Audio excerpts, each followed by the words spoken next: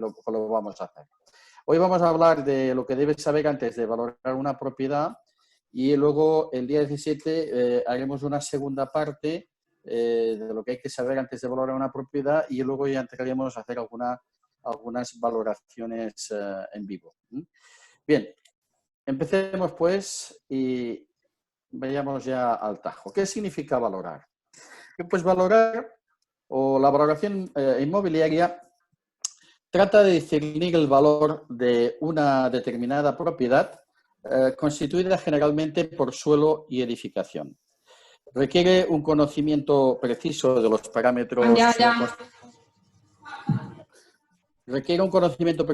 parámetros constructivos y cualitativos de la edificación, así como de los factores relativos a su ubicación y su situación urbanística. Una cosa quiero aclarar, hoy será eminentemente teórico y la sesión del día 17 será bastante práctico. Bien. Me he equivocado de... A ver, es este. Bien. ¿Qué significa? Pues según la Real Academia de la Lengua Española, la valoración es la acción y efecto de valorar. Valorar es señalar el precio de algo. Y reconocer o estimar o apreciar el valor o mérito de alguien o algo. Hay quien me dice a mí, bueno, y es que yo no valoro o yo taso, o al revés, yo no taso, yo valoro. Mirad, os recomiendo que quienes no lo tengáis claro, que hagáis una búsqueda en la Real Academia de la Lengua Española, en el diccionario de sinónimos, y el sinónimo de valorar es tasar, y el sinónimo de tasar es valorar. Por tanto, no os dé apuro si estáis haciendo la valoración o estáis haciendo una tasación, porque no os dé apuro porque además forma parte de nuestro día a día. Nosotros no podemos hablar de un precio que tenemos que fijar, un precio de mercado, si no hemos hecho previamente una valoración o una tasación. Quizás la tasación pues, se refiere más a un aspecto más técnico a la hora de redactar el documento o la valoración es más el obtener unos valores, pero en realidad es exactamente lo mismo. Antes de valorar, debemos tener algunos conceptos muy claros, ¿no? Por ejemplo, ¿qué es el precio? El precio se refiere a la cantidad de dinero que retribuye una transacción concreta, pero que depende del pacto entre vendedor y comprador. O sea, yo puedo estimar que quiero vender una propiedad por 100, pero al final se vende por 80. Pues este es el precio, no 100. Hemos acordado con un comprador y un vendedor que se vende por 80, pues este es el precio, no es otra cosa. El coste se identifica con los gastos del dinero efectuados para la ejecución material del edificio, incluyendo materiales, beneficio industrial del constructor y salarios. ¿Qué cuesta construir este edificio? Pues mira, ahí tenemos el escandallo, de acuerdo pues absolutamente a todos los conceptos incluidos, pues en este caso, ya que se trata de un edificio, de las licencias de obra, la intervención de facultativos, como puede ser un arquitecto técnico, etcétera, etcétera. Valor de mercado, pues se refiere al precio más probable por el cual un inmueble se venderá. O sea, que es lo que realmente nosotros estamos acostumbrados. Y bueno, esto le vamos a fijar un precio de 100.000 y aproximadamente se puede vender por 100.000. Salvo que aparezcan otros condicionantes más adelante que pues hagan que ese precio, en vez de ser 100.000 o 95, pues acabe siendo otro muy distinto, ¿no? Tenemos también el concepto de valor catastral, que es el establecido por aplicación de normas técnicas de valoración para el cálculo del valor catastral a efectos de impuesto de bienes inmuebles. Vosotros sabéis que el IBI, el impuesto de bienes inmuebles, también conocido como la contribución urbana, pues tiene ahí una serie de valores. Tiene el valor catastral del suelo, tiene el valor catastral de la edificación y tiene el valor catastral simplemente que se refiere al total, que es la suma del valor catastral del suelo más el valor catastral de la construcción o de la edificación. Más conceptos son, por ejemplo, el valor de futuro, que es aquel que contempla expectativas futuras de crecimiento del valor de acuerdo a circunstancias ajenas al propio inmueble. Vamos a suponer que tenemos un inmueble que está situado en una zona pues que hay una cárcel vieja en el centro de la ciudad, que está en desuso, que no hay nadie, que allí solo hay que ratas, gatos, todo en mal estado de conservación, y el ayuntamiento decide pues rehabilitar este edificio, y al rehabilitarlo pues ponen allá la idea de un proyecto de futuro pues de salas de exposiciones, etcétera, etcétera. Bien. Hoy por hoy, las viviendas que están alrededor de esta o cerca de esta cárcel vieja, que me estoy refiriendo a un caso muy concreto, que es lo que está pasando en Murcia. Para los que vosotros que de Almería, pues más de alguno habrá estado en Murcia, pues en la plaza circular de Murcia, que ahora es el centro neurálgico prácticamente de Murcia, pues hay una cárcel vieja justo al lado. Bien, pues esta cárcel vieja, que no tiene uso, pues ahora tiene un proyecto de futuro urbanístico. Pues automáticamente todas las viviendas que están justo enfrente de este edificio, pues ya tienen un valor de futuro. Todavía no se puede fijar todavía un precio de cuando estará esto realizado, pero sí que tiene una expectativa de aumentar el precio. Bien, luego tenemos el valor de reposición, y este sí que es un valor muy importante, porque además incluso se convierte en una herramienta, en un método de valoración, que es el valor de reposición. Pues se refiere al costo de la reproducción material de la edificación, atendiendo a los costes materiales de mano de obra actuales, deducidos por la depreciación física apreciada como consecuencia de su estado de antigüedad y estado de conservación. Es decir, yo tengo un edificio construido en el año 1970. Yo quiero saber el valor del edificio, solo la construcción, solo la construcción. Bien, pues yo le aplico el valor de construcción actual, según los metros construidos. Pues vamos a suponer, hay 10.000 metros cuadrados construidos en ese edificio. Muy bien. ¿Cuál es el valor de reposición actual? Pues el valor actual, vamos a suponer que sería, vamos a decir, 1.500 euros el metro cuadrado. Bien, pues 1.500 euros el metro cuadrado por 10.000 metros cuadrados, si no me equivoco, son 1,5 millones de euros del coste de reproducir este edificio nuevo.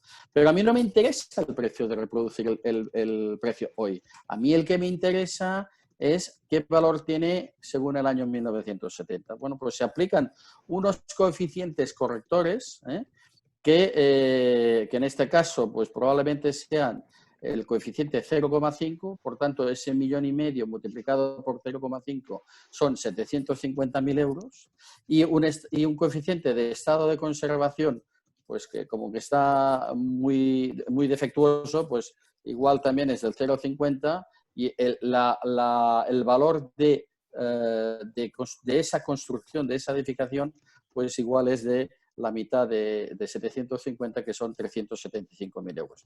Bien, esto es un supuesto nada exacto, porque simplemente es para que entendáis los conceptos, ¿no? Pero es la manera de obtener el valor de reposición. Luego tenemos el valor de afección, que es el valor que tiene un inmueble para su propietario. ¿Cuántas veces hemos ido a ver un propietario y nos dice, no, mira, es que tú me dices que esto vale 100, pero es que este piso es donde yo nací, donde viví, fue el piso de mis padres, yo por menos de 300.000 no lo vendo. Bueno, vosotros sabéis que por 300.000 no se va a vender, pero este es el valor de afección para esta propietaria. Luego, a ver cómo conseguimos que aterrice, y que pise la realidad del mercado y lleguemos a los 100.000. Pero de momento ella tiene un valor de afección que es meramente subjetivo. Tenemos también el valor urbanístico, que es ¿qué es lo que se desprende de la aplicación de los criterios establecidos en la legislación urbanística vigente, aplicable al suelo urbano, urbanizable y también a efectos expropiatorios? Vamos a ver, tenemos un solar. ¿Qué valor tiene en este solar? Bien, lo primero que tendríamos que tener es conciencia real de lo que se puede construir en esta zona, en este solar. ¿Y cómo lo puedo saber? Pues consultando el Plan General de Ordenación Urbana del ayuntamiento donde esté ubicado este suelo. Ahí nos dirá si podemos construir el 100% de la parcela, cuántas plantas podemos construir, si son viviendas, solo una vivienda, si es un edificio plurifamiliar, etcétera, etcétera, etcétera. Con esto ya tenemos la información suficiente como para saber el techo máximo edificable, y si tenemos el precio de repercusión de la zona del que os hablaré, hoy mismo os hablaré, del valor de repercusión del suelo en la zona, pues podremos obtener el valor urbanístico de esta propiedad. Es por el aprovechamiento. Y hablando de aprovechamiento, aprovecho, y perdonadme, para decir que todos vosotros, ya sabemos que todos vendemos ilusiones, pero precisamente porque vendemos ilusiones tenemos que ser muy conscientes que estas ilusiones están soportadas por muebles, por ladrillos. Y por tanto deberíamos tener un conocimiento muy amplio del Plan General de Ordenación Urbana de la ciudad o de la población donde estéis trabajando. ¿Por qué? Pues porque es fundamental. Es fundamental. Es como aquel que un abogado pretendemos que sea abogado sin tener conocimiento del derecho civil o del derecho penal o de la especialidad en que tenga. Nosotros tenemos una especialidad que es en tema digamos, inmobiliario, que abarca muchísimas pequeñas especialidades, pero una de las especialidades es el conocimiento del Plan General de Ordenación Urbana. ¿Y cómo puedo acceder a esto? Pues tenéis dos maneras. Una, pues podéis acceder a la página web del ayuntamiento y ahí buscar el Plan General de Ordenación Urbana, que seguramente lo encontraréis. Lo que ocurre es que es bastante difícil de interpretar cuando estamos mirando esto con una pantalla, sobre todo si es un portátil, ya no digamos una tablet o un teléfono, prácticamente imposible de detectarlo, porque hay muchísimas líneas de muchos colores y entonces es muy complicado. ¿Cuál es mi sugerencia? Pues mi sugerencia es tenerlo en papel. Vale dinero, pero oye, nosotros tenemos que estar bien informados. Y esto os advierto que es una fuente de conocimiento y de riqueza, porque os puede generar riqueza, el hecho de poder disponer de esta información. Bien, pasamos, pero que podáis, que algunos ya lo tengan y que los que no lo tengan, que vean que es muy importante. Más conceptos clave a tener en cuenta. Uno es el valor de inversión.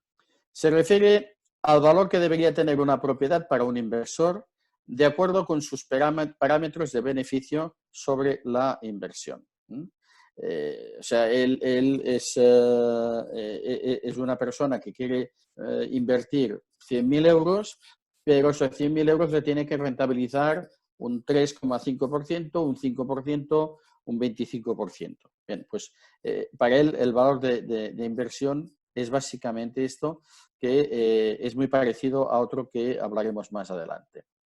Luego tenemos el valor de fondo de comercio, que aquí en España se estima bastante poco. Se trata del valor de una propiedad inmobiliaria donde se encuentra establecido un negocio que funciona prósperamente. Puede entenderse como el derecho de traspase de un negocio. Lo que ocurre, aquí en España la banca ni siquiera lo tiene en cuenta. En cambio, si tú te vas al país vecino, Francia, pues Francia, el fondo de comercio lo valoran muchísimo e incluso les interesa más el fondo de comercio que la propia propiedad. Pero aquí en España, desgraciadamente, no.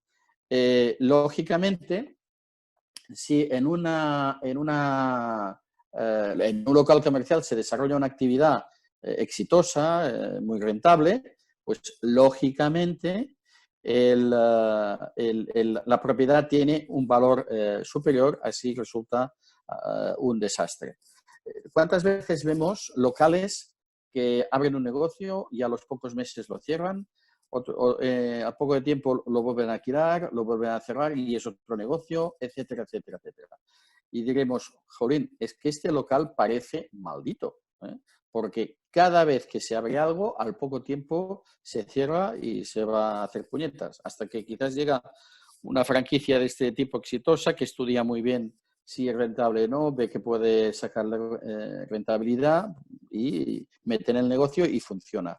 Pero claro, mientras tanto, ese local, a ojos de una persona que tenga que comprarlo, que ha tenido tantos fracasos, no suena demasiado bien y entonces está perdiendo el valor que objetivamente deberíamos darle. Bien.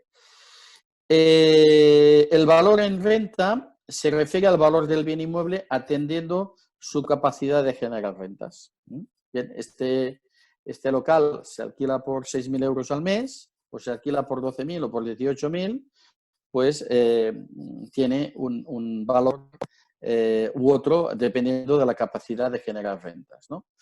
Esto se aplica muchísimo en zonas de centros comerciales o en calles de mucho paso, etcétera, etcétera, ¿no? Y también veréis que hay una acera que es más rentable que la otra acera. No me digáis por qué, pero esto ocurre a menudo, ¿no? Es que en esta acera no. Esto ocurre porque los locales de una acera, todos unos llaman a otro, hay bastantes motores, mientras que en la acera de enfrente, pues hay locales que no activan el comercio y por tanto están perdiendo, son menos valorados desde el punto de vista del valor en renta y entonces valen menos. Tenemos también el valor intrínseco, que se concibe como el que responde a la naturaleza material del inmueble. Suele asimilarse a la cuantía que representa puramente el valor del coste, entendiendo como coste industrial de construcción del edificio y al coste efectivo de la adquisición del suelo. O sea, diríamos que es el valor de reposición más el valor del suelo. Este sería el valor intrínseco. Pero el valor de la construcción, de acuerdo a su estado, si es más o menos bien conservado o si tiene más o menos antigüedad, ¿verdad? Sigamos. Otro concepto es el valor de seguro, que el valor de seguro se basa en el concepto de reproducción material del edificio en caso de pérdida o deterioro debido al azar y establece la cuantía total a indemnizar al propietario. Bien, cuando uno contrata un seguro de continente, de edificio, pues tiene que ser muy cuidadoso y procurar dar un valor de lo que es la construcción en nuevo, ¿vale? Porque si no, nos podemos pasar o nos podemos quedar cortos. Si nos pasamos, ocurrirá que si tenemos un siniestro total y tenemos asegurado por 100 y resulta que el valor de reposición en nuevo son 80, nos pagarán 80, no nos pagarán 100. Y si tenemos el infraseguro, también ocurre exactamente lo mismo. Pero al revés, yo tengo asegurado por 100, pero resulta que el valor de reposición son 120 y no me pagarán los 100. El 100 es una proporción del 120 más o menos del 80%, pues me van a pagar el 80%, no me van a pagar más. Por eso es bastante útil y es más claro, es asegurar a primer riesgo. No me acordaba de la expresión. El primer riesgo es que el seguro cubre hasta la cantidad que tú hayas contratado. Lo demás es cosa del propietario. Quizás es una buena idea. Entonces, aquí ya no hay discusiones de si he asegurado de más o asegurado de menos. Luego tenemos el concepto valor de liquidación, que debe considerarse como un precio a la baja que un propietario se ve obligado a aceptar como consecuencia de sus apremiantes necesidades económicas. O sea, es un señor que debe dinero o que la hipoteca la tiene impagada, que tiene presión económica para poder pagar y entonces tiene que vender de manera precipitada y no obtiene el valor que podría obtener o el precio que podría obtener si no tuviera estas urgencias. Este es el de liquidación. Tenemos también el valor fiscal, que se refiere al estimado a efectos legales preestablecidos y a efectos impositivos. Vosotros sabéis que cuando firmamos una escritura de compra-venta, puede ocurrir que la oficina liquidadora establezca una revisión de valor y además tiene hasta 5 años para hacerlo. Entonces, y nos diga, no, mire, usted ha declarado 100, pero nosotros estimamos que vale 150. Esto es un valor, digamos, fiscal. Lo que pasa es que para quien no lo sepa, a las comunidades autónomas se les ha puesto a llover porque ya no pueden hacerlo así.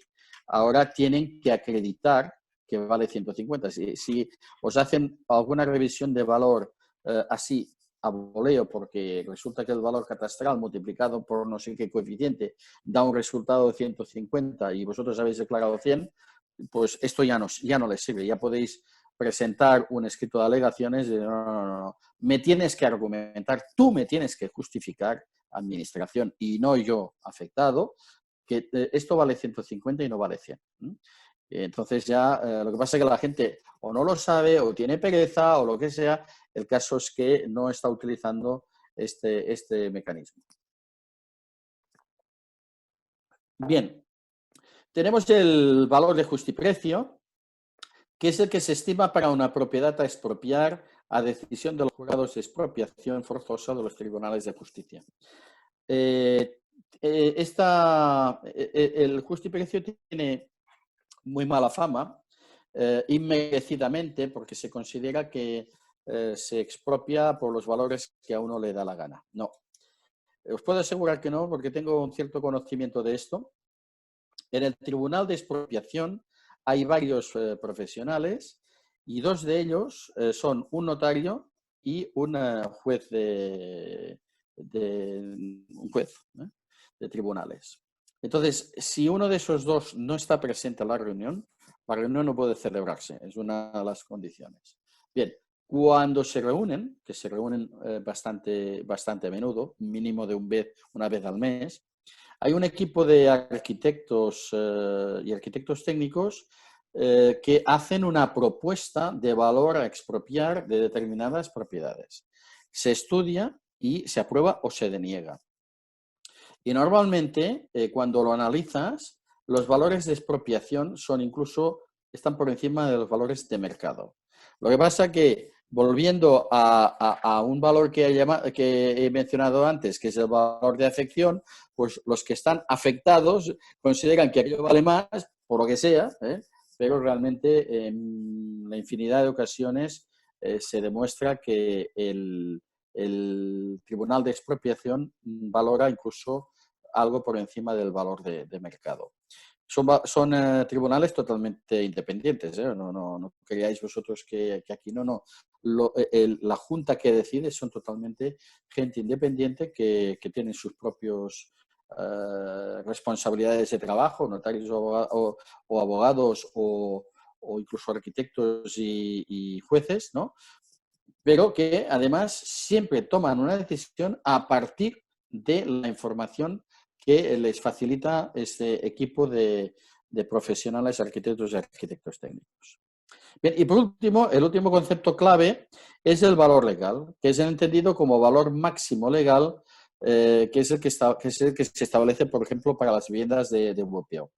Y viene fijado por el módulo legal vigente, valor que debe declararse como máximo de venta. Ya sabéis vosotros que las VPO, pues uno no puede venderlas como le da la gana, sino que tiene que venderlas a un precio determinado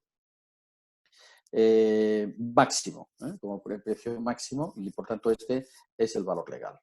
Bien. La responsabilidad del tasador ante terceros, esto es algo que a mí me gusta hablar muchísimo. Un tasador debe ser capaz de poder defender una tasación o valoración en cualquier circunstancia y en cualquier situación. De lo contrario, puede verse involucrado en un proceso judicial, o bien por una reclamación civil o bien por una reclamación penal.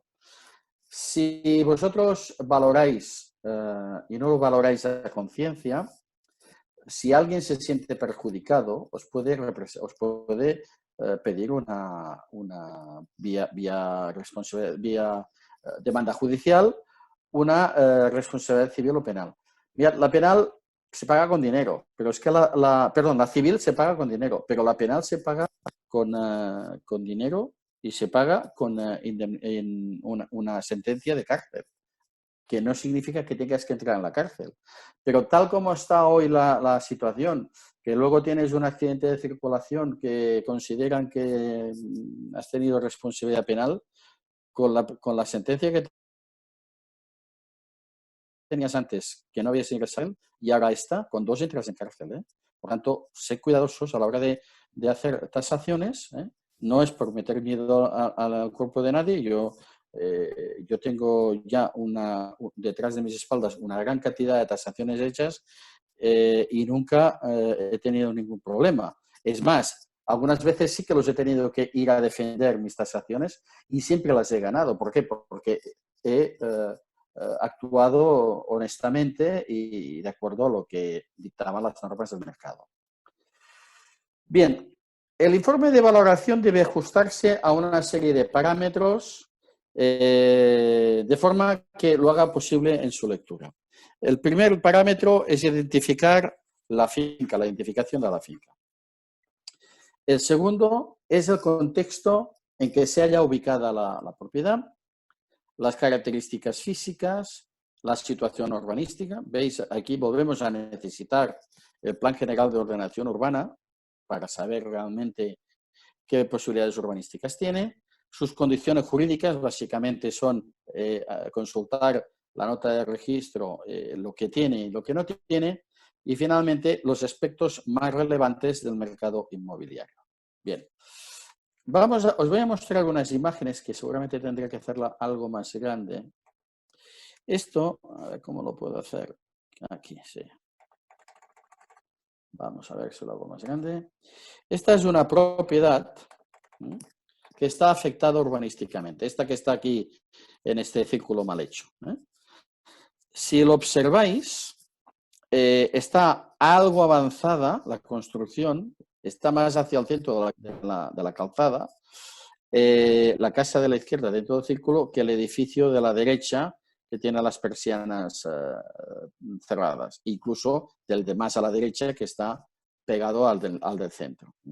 Este edificio está totalmente afectado. ¿Por qué? Pues cuando se construyó era posible hacerlo así, pero luego en una revisión del Plan General de Ordenación Urbana, pues se estimó que había que ensanchar la distancia al centro del eje, de la calzada, y entonces pues esta casa estaba, o está, porque todavía esto está en Murcia y es una zona que yo conozco, está afectada. Bien. Bueno, aquí en esta imagen veréis muy poco, pero da igual. Vamos a la siguiente, que es de más interés. Bien. Fijaros, vemos aquí en primera línea del coche, lo voy a poner algo más grande y así lo veréis un poquitín mejor. Vemos aquí el coche, este es el ancho que debería tener la calzada y en el círculo vemos la casa que os comentaba antes. Fijaros que la punta del cariné, que es la parte alta, más alta del edificio, está, o sea, el eje central del edificio está más avanzado todavía que el resto de la casa. O sea, que está totalmente fuera de ordenanza actualmente. Bien. Bueno, ya sé por qué os mostraba la imagen de antes, que no me acordaba. Bueno, no hace falta. Lo que os puedo decir que esta casa todavía tiene un letrero de una agencia que está franquiciada, de estas que suenan tanto, y digo, bueno, yo me pregunto, tú, agente inmobiliario, has informado al propietario y vas a informar a tus compradores o a tus demandantes que esta propiedad está totalmente afectada? Porque cuando pidan una licencia de obras para hacer cualquier cosa, igual no se la dan, igual para mantenerla sí, pero si quieren hacer alguna cosa más importante, igual les dicen, mire, no, esta casa está afectada, tiene que tirarla al suelo y aquí le quedará lo que le quedará, ¿no? Por tanto, esto os lo he querido enseñar porque es algo que tiene mucha afección en el valor a la hora de hacer una valoración. Por tanto, cuando uno hace una valoración, aunque sea un edificio reciente, hay que estar algo seguros de que estamos dentro del Plan General de Ordenación Urbana. Hombre, si tú sabes que el Plan General de Ordenación Urbana se aprobó, por ejemplo, en el año 2000 y ese edificio se ha construido en el 2001, pues ya sabes que está dentro de las ordenanzas. Pero si anterior, empieza a preocuparte porque igual no lo está. Yo recuerdo, estaba en una asociación en Madrid y alguien me dijo, no, yo no tengo por qué mirar eso, porque aquí en el barrio de Salamanca no hay ningún problema. Y dije, señora, ¿le importaría que eso lo aparcáramos hasta el final de la reunión y el que quiera quedarse después lo hacemos y tal y cual? Ah, sí, no tengo ningún inconveniente. Yo nunca vendo nada mal. Bien. Se quedaron unos cuantos más, compañeros o asistentes. Buscamos en el Plan General de Ordenación Urbana y hay, qué sorpresa, que justo la propiedad que ella me había dicho, en el edificio que había dicho, no que yo había escogido, el que ella me había dicho, pasaba una calle por el centro. Digo, ¿qué? ¿No pasa nunca en Salamanca? Pues ahí tiene usted la explicación. Usted tiene que mirarlo siempre y si no es una mala profesional. Lo siento por usted. Solo tuve que decir así porque es que estaba como muy empeñada de que era una tontería. Pues no es ninguna tontería. Bien, vamos a seguir. Voy a poner ya al tamaño que teníamos y esto se verá bien. Vamos a entrar a los métodos de valoración. Tenemos el método comparativo de mercado, que hablaremos en un momento, el método de reposición, el método residual, el método de capitalización y el método combinado. Hoy os hablaré de los 4 primeros, comparativo de mercado, reposición, residual y capitalización. Y en la jornada del día 17, pues os hablaré del método comparativo y haremos varios ejemplos, ¿no? El método comparativo consiste en la estimación de un valor a partir del conocimiento general y consensuado del mercado y del análisis de la oferta de propiedades parecidas al objeto de tasación. En este método es importante obtener información de las propiedades que se han vendido recientemente y a qué precios, así como de las propiedades que están a la venta en el momento de efectuar la tasación y a qué precios. Pero ojo porque el método comparativo es muy tramposo. En el método comparativo podemos tener, no sé si tengo una imagen aquí, si no, me parece que no, sí. Podemos tener hasta 23 parámetros distintos que tener en cuenta a la hora de tasar.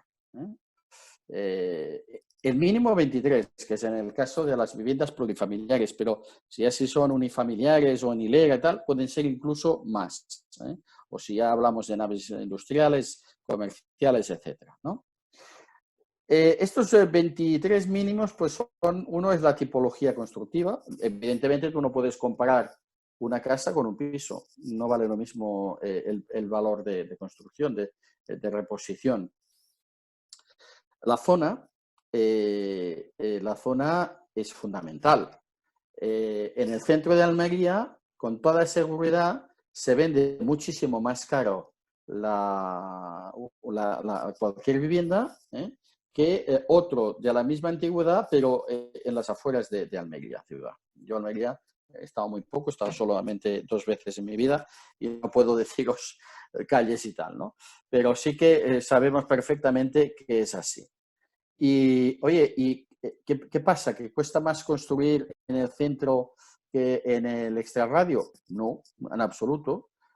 Cuesta exactamente lo mismo en un sitio que en otro, o con muy poca diferencia. A veces la anchura de las calles pues hace que la construcción pueda complicarse, pero de hecho, básicamente es exactamente lo mismo. Entonces, ¿por qué vale distinto? Pues vale distinto porque la zona, que es el valor de repercusión del suelo, es lo que representa esto, la zona es distinta y entonces hay que tenerlo en cuenta y muy en cuenta a la hora de comparar en el mercado. Vosotros en Almería tenéis primera línea de mar y entenderéis perfectamente que los pisos o apartamentos con vista a mar valen más que los apartamentos o pisos que están en el mismo edificio, pero que ven la calle de atrás.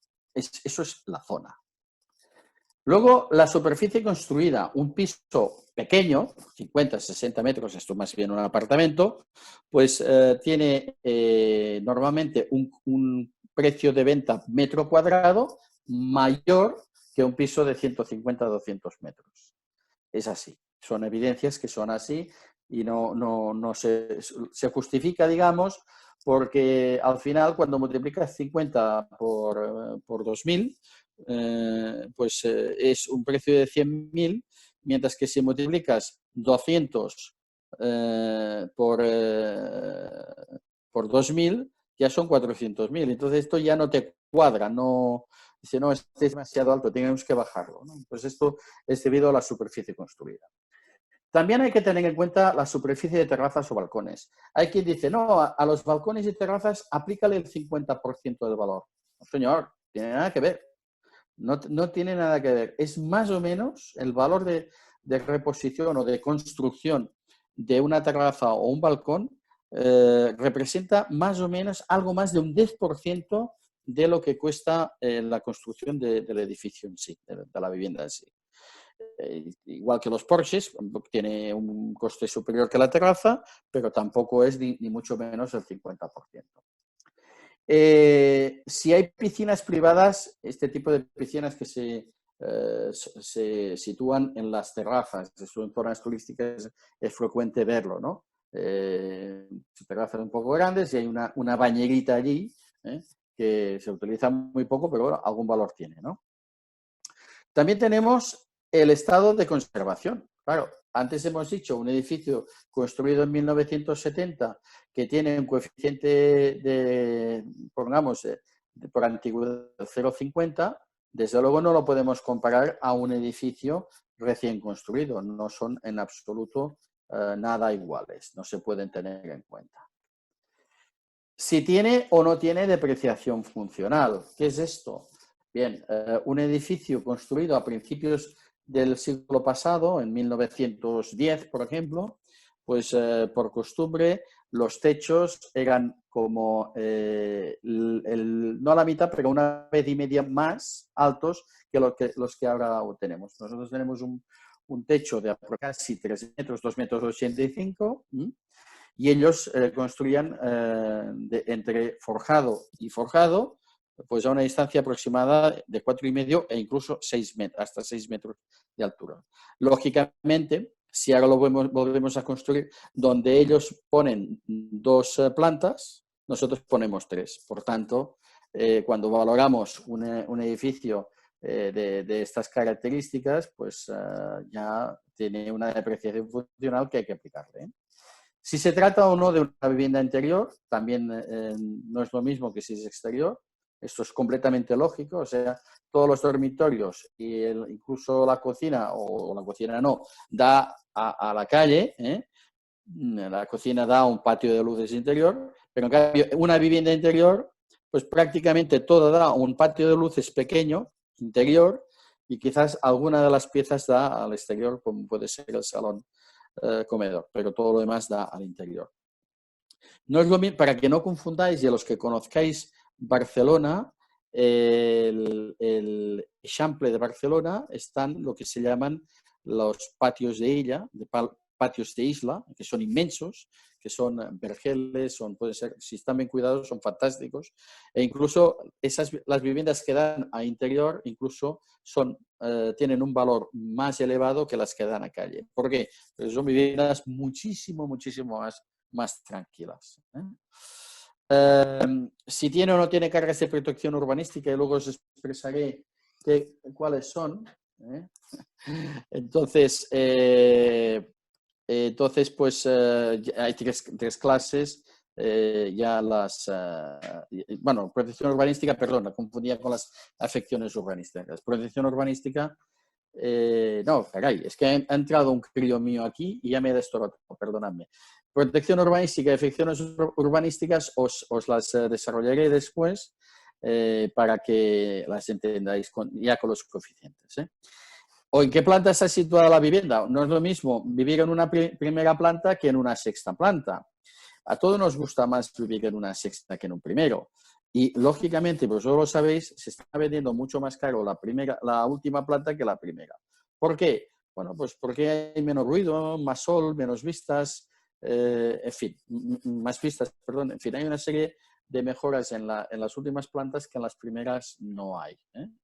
Otra de las cosas es el riesgo de que te entren a robar por la terraza. ¿Cuántas veces vemos en una primera planta que está lleno de rejas de protección? No, yo no veo nunca una planta por encima de la tercera, ya no digamos la 11ª o la 20ª, con protección de este tipo. ¿Por qué? Porque ahí para entrar ya tienen que hacerlo de otra manera, si quieren entrar. Bien.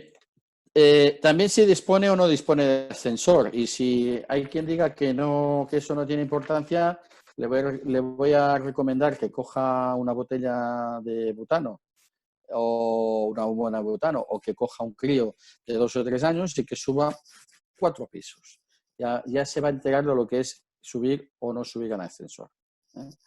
Está clarísimo que el ascensor es un elemento que, si no está, perjudica el valor. Y si dispone de otros elementos comunitarios como la piscina o los spa o piscina comunitaria, pádel y número de pistas, tenis y número de pistas, frontón y número de pistas, cancha polideportiva y número de pistas, zona jardinada comunitaria, etc. Todo esto, evidentemente, hasta aquí son los 23 puntos, evidentemente diferencian lógicamente una propiedad con otra. Bien. El método comparativo os he dicho al principio que es una trampa, porque es muy cómodo, porque yo tengo 3, 4, 5 viviendas y digo, venga, están en la misma zona, pues venga, a ver, y sumo los precios de todo y sumo los metros cuadrados de todo, divido los precios por los metros y me sale un precio. Y bueno, pues yo ahora os daré un ejemplo que os va a demostrar que no sirve para nada el método comparativo. Y algunos me diréis, bueno, vosotros como cada uno está en su casa, pues no vais a decir nada al de que está sentado a vuestro lado.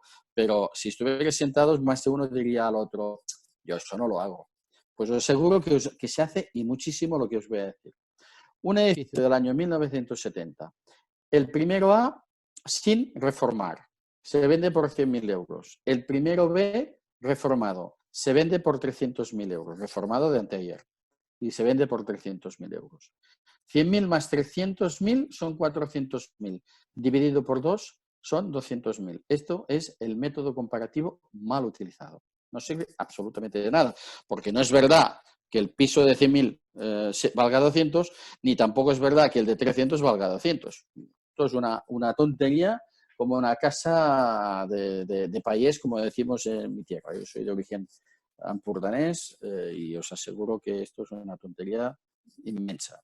Y esto se hace desgraciadamente mucho, y os recomiendo, repito, que se hace muchísimo. Cuando hay que comparar, hay que buscar testigos que sean muy parecidos, para que el método comparativo sea homogéneo. Pero claro, tendrás que tener todos estos parámetros, tienes que tenerlos en cuenta, porque si no, te vas a perder.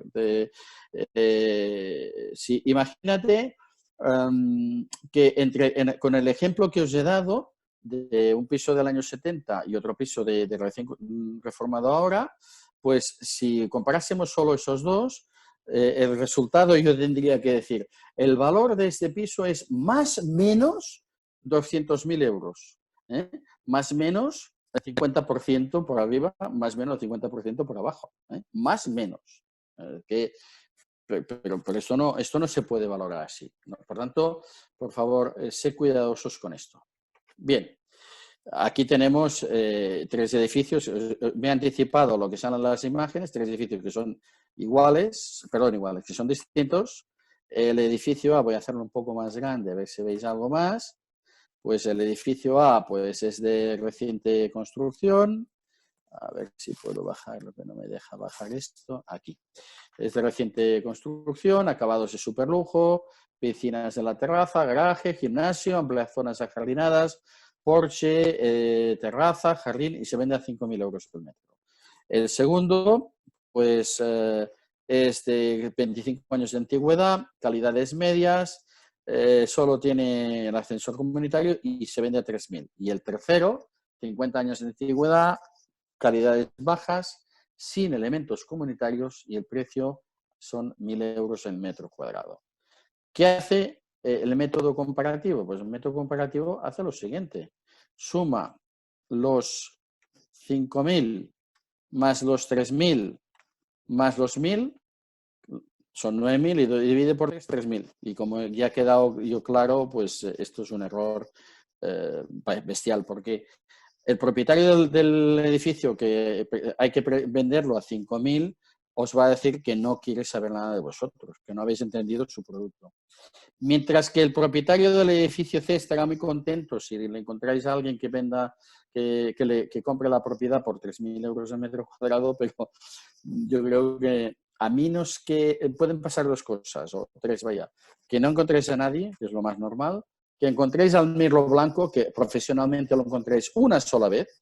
Yo todavía no lo he encontrado, que es el tío que compra algo y paga por encima de lo que vale.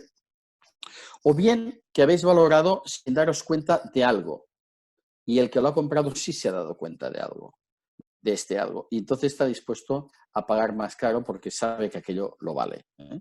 Pero bueno, estas son situaciones que normalmente no se van a dar, ¿eh? Bien, sigamos.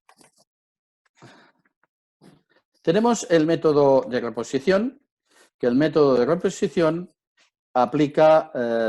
consiste en determinar el coste actual de reemplazar la edificación atendiendo a las características constructivas propias y aplicando los coeficientes correctores como consecuencia de su estado de conservación y de la antigüedad. Es lo que antes ya habíamos comentado. Este es el método muy apropiado para valorar exclusivamente el valor del edificio, nada más que el edificio. Y para obtener el valor de una construcción a precio actual hay que aplicar una serie de coeficientes. Uno se aplica, en primer lugar, se aplica el valor de nuevo y a continuación los coeficientes que ahora vamos a ver que están recogidos en el Real Decreto 1020 del 93, en el capítulo 2, desde las páginas 10 a 14, ambas incluidas, donde están todos los coeficientes que nosotros aplicamos en el método de reposición que vais a ver a continuación. Bien, tenemos de los coeficientes que se aplican o bien solo al suelo o bien solo a la edificación o construcción y también al conjunto de ambos. Al suelo, por ejemplo, un solar, si tiene una fachada, se le aplica un coeficiente de 1. ¿Qué significa esto? Que si a mí me sale el resultado de 100.000, pues yo multiplico por coeficiente 1 porque tiene una sola fachada y el resultado es 100.000. Sin embargo, si tiene 2 o 3 o más fachadas, puedo aplicar el coeficiente 1,10 o 1,15. Con lo cual, ese solar de 100.000, porque tiene 2 fachadas, ya vale 110.000. Y si vale 3, ya vale 115.000. ¿Por qué vale más? Pues lógicamente porque tiene aberturas a más lados, a más fachadas, y por tanto la construcción es más aprovechable. Bien, aquí tenemos toda esta información yo la pasaré de NIS para que os la pueda remitir a todos vosotros y entonces no hace falta que caigamos en el detalle de cada uno de estos de repositorios. En cuanto a la construcción, pues por la antigüedad, pues de 0 a 5 años 1, de 6 a 10 años 0,9, o sea, un edificio que se construyó en el año 2009, por ejemplo, pues se le aplica, o 2010, ya se le aplica, que es más justo el 10, pues ya se le aplica un 0,90 o un 0,80 si es de entre 11 y 15 años, etcétera, etcétera, ¿no? Por su estado de conservación, si no necesita reparaciones importantes, a pesar de su antigüedad, pues un 1. Pero si es de un estado regular, con construcciones que presentan defectos permanentes sin que afecten a las condiciones de habitabilidad y estabilidad, el 0,85. Si es deficiente, que son construcciones que necesitan reparaciones de una cierta importancia y que afecten a las normales condiciones de habitabilidad, un 0,50, y si es un estado ruinoso, un 0. Bien, tened en cuenta que eso, bueno, ¿y cómo aplico ese criterio? Hombre, pensad en vosotros, a ver, un piso que es antiguo, pero aunque sea antiguo, pues se puede entrar y se puede, aunque necesite unas ciertas reformas, pues se puede utilizar, pues 0,85. Pero si resulta que es una construcción deficiente, que ya es que no hay ni un aseo digno, ni pues 0,50. O sea que es fácil de entender. El estado ruinoso significa que el valor del edificio vale 0, pero cuidado porque además de que vale 0 hay algo que hay que tener en cuenta. Y es que no solamente vale 0, sino que hay un coste de derribo. Y esto hay que contemplarlo. Y además del coste de derribo, hay que contemplar que estos escombros hay que acercarlos a zonas restringidas o a zonas especializadas, por si hay amianto, por si hay no sé qué o no sé cuántos. Entonces, ya no es aquello que se hacía antes, se hacía un derribo y ese derribo se metía en un solar y allí cuando se construía algo, pues ya aquello quedaba confundido con todo lo demás. Y luego, cuando hemos obtenido el valor del suelo con sus coeficientes y el valor de la construcción con sus coeficientes, los sumamos y a continuación se le aplica una serie de coeficientes al conjunto, ¿no? Por ejemplo, por depreciación funcional, como os decía, el 0,80, locales o viviendas considerados como interiores, el 0,75. Por las cargas singulares, si la protección integral, que significa que la naturaleza la intervención posible es de la conservación y se permiten obras de reparación, restauración, mantenimiento, consolidación de sus elementos, el 0,70, pero cuando es estructural, que es posible el cambio de uso o de redistribución, el 0,80, y cuando la protección es ambiental, o sea que es posible la renovación por vaciado o sustitución interior, que son estas fachadas que a veces se ven, que están sostenidas por como un escalétrico allí aguantando toda la fachada para que no se caiga, pero en el solar no hay absolutamente nada, pues esto tendría un coeficiente de aplicación del 0,90.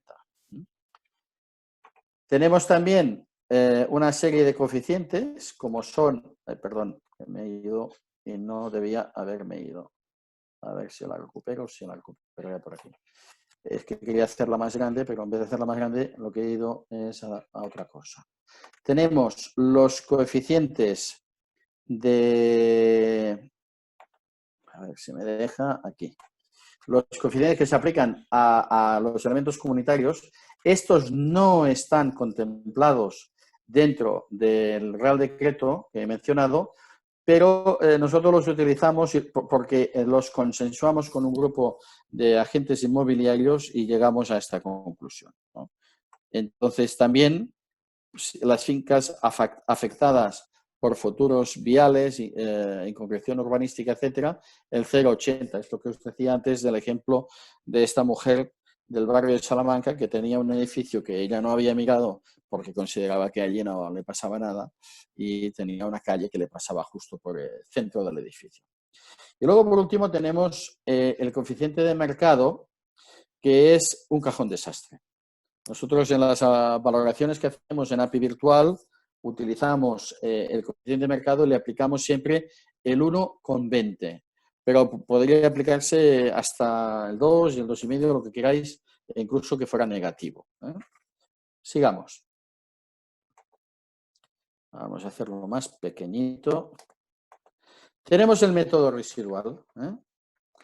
Bien, el método residual es como ya...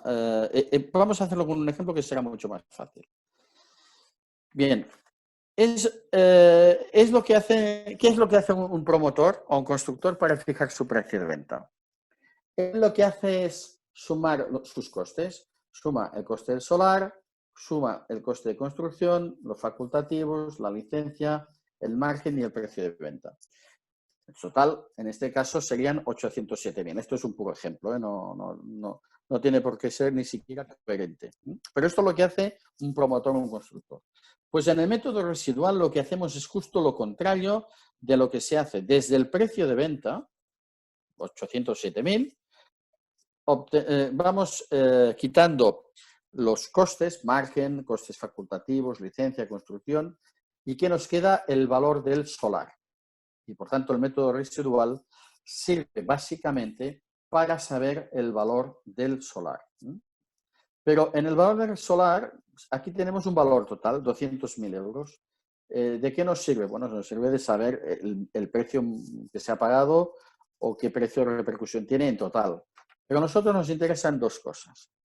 Uno es el valor metro cuadrado del solar. Supongamos que el edificio está sobre un solar de 160 metros cuadrados, por lo que el precio del solar por metro cuadrado, ¿cuál es? Pues 200.000 euros dividido por 160 metros cuadrados es igual a 1.250 euros el metro cuadrado solar. Este es un concepto. Otro concepto es el valor de repercusión. Supongamos que el edificio está sobre este mismo solar de 160 metros cuadrados y pueden construirse un total de 5 plantas, o sea, planta baja más 4 plantas elevadas. La superficie edificable, ¿cuál es? Pues 160 metros cuadrados por 5 plantas y total 800 metros cuadrados. ¿Y el precio metro de repercusión cuál es? Pues 200.000 euros dividido por 800 metros cuadrados igual a 250 euros metro cuadrado de solar. Por tanto, esos son dos conceptos distintos. Oiga, ¿cuánto vale ese solar? A 200.000 euros. ¿A cuánto sale el metro cuadrado? A 1.250 euros el metro cuadrado. Pero a un promotor lo que le interesa es ¿cuál es el precio de repercusión por metro cuadrado edificable? 250 euros el metro cuadrado. Porque él coge los 250 euros metro cuadrado, lo suma a su coste de construcción, vamos a suponer que son 1.000 más 250 son 1.250, y él sabe que puede vender esto por 1.750. Pues ya le interesa, porque tiene un margen interesante. Pero al coste de 1.250 resulta que él lo puede vender por un máximo de 1.400 y te dirá, no me interesa.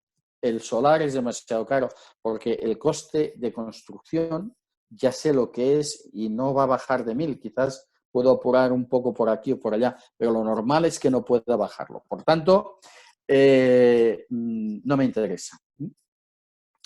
Entonces, ¿cuándo se utiliza uno? ¿Cuándo se utiliza otro? Veamos. Cuando yo construyo, perdón, cuando yo, sí, vamos a suponer que María, que la veo aquí mirando fijamente a la pantalla, no sé si me mira a mí o mira una película del oeste, pero ahí está.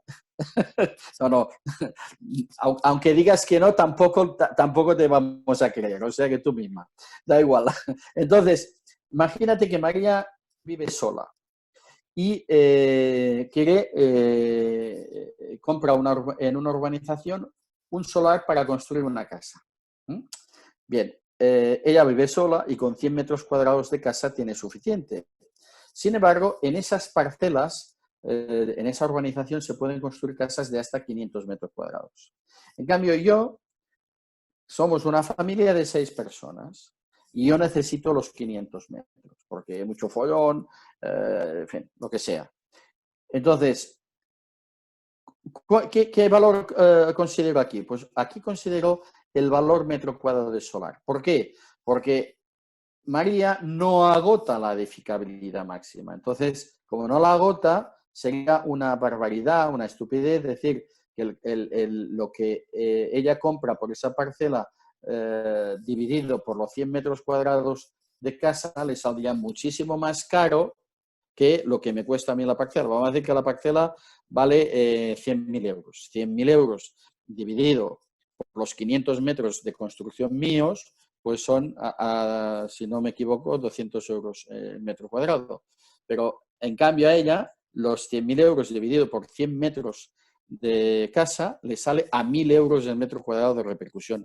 En los chalets, en las naves industriales individuales o comerciales individuales, en las casas pareadas con mucho terreno, no se puede aplicar el concepto valor de repercusión. Hay que aplicar el valor metro cuadrado de solar. En cambio, en unos locales, en unas viviendas, en un edificio plurifamiliar, en casas en hilera, en garajes, en parkings, etcétera, el que se aplica es el valor de repercusión. Bien, sigamos. Por último, que es el último que vamos a hablar, es el método de capitalización, que consiste en evaluar el valor de una propiedad de acuerdo a su capacidad de generar rentas. La aplicación de este método resulta muy útil para evaluar no solo aquellos inmuebles explotados en régimen de alquiler, sino también otro tipo de supuestos como hoteles, restaurantes, comercios, etcétera, que no suele haber mercado de este tipo de propiedades, ¿no? Entonces, este tipo de propiedades, sobre todo las grandes cadenas, buscan más por el valor de método de capitalización o valor de rentas que por otra cosa. No vamos a hablar mucho de esto porque es muy compleja la capitalización, pero hay, por ejemplo, la capitalización a perpetuidad, esto está muy mal hecho, pero para que entendáis conceptos, consiste en estimar que la vida del inmueble es ilimitada, así como su nivel de rentas constante en el tiempo, por lo que el valor del inmueble resulta valor de inmueble igual a rendimientos dividido por interés. Así, los rendimientos con el total de rentas anuales producidas por un inmueble de capitalizadas en interés de entre un 3 y un 4,5%, fijaros cómo cambia.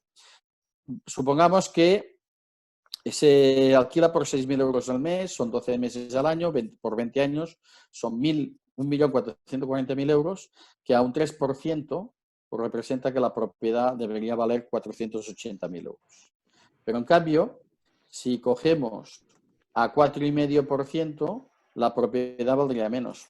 O sea, yo entiendo, yo estoy dispuesto a pagar 320.000 euros porque yo creo una rentabilidad del 4,5% sobre la inversión que voy a tener, ¿vale? Y finalmente hay otra posibilidad que es la capitalización compuesta, que se trata de calcular el valor actualizado en el momento del presente de las futuras rentas que produce el inmueble, considerando el valor de reversión del inmueble, etcétera, etcétera. Eso es muy complicado. Yo lo que os sugeriría, si alguna vez tenéis alguna valorización o tenéis que hacer alguna valoración o tasación por el método de capitalización, yo me ofrezco a que me consultéis y os pueda echar una mano en algún momento.